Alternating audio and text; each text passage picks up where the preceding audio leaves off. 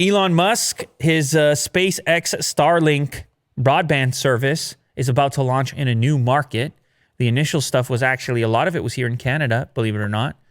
Yeah, Based it on was the hiding. on the current satellite location, the current mini constellation they have going on was set up to service rural parts of Canada and the northern United States.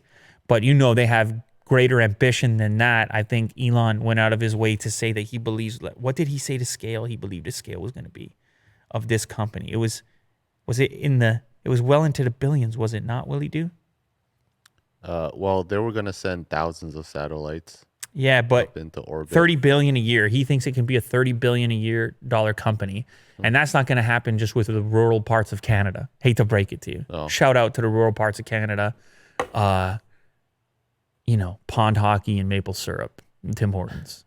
All right. So shout out to them. I'm not saying anything bad about that, but I'm just saying to get to 30 billion, you got to be a lot more places. And that's the beauty of being in space. And it's the beauty of the whole Starlink satellite proposal. The idea here is to fund future SpaceX projects with this thing. So they need to generate more revenue, launch in more markets. And there are more markets that are willing to pay for these type of connections and happen to live in a rural location that it ain't getting any fiber anytime soon.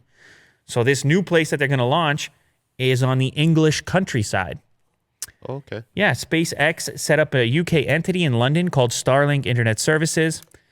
And they filed on the UK company's registry. So they're about to be doing business. They actually got a license for an Earth Station network. That's what they're calling these things. That was in November. And now they've started actually giving hardware to some users. And they're inviting even more if you happen to be in the UK. So according to reports and social media users, Starlink is charging UK customers 439 British pounds for the satellite dish and other communications equipment, as well as 89 pounds for the monthly fee and 54 pounds for the shipping fee. So this is not cheap, this connectivity for the speed that they're giving you, somewhere between 50 megabits and 150 megabits per second currently. But you have to remember, these people who are getting this option, they don't have other options. This for them is a huge upgrade based on their current connection, living in the location that they live in. And it's also important to note, people don't have particularly fast connections in a lot of the UK. The average connection speed in the UK is 64 megabits per second.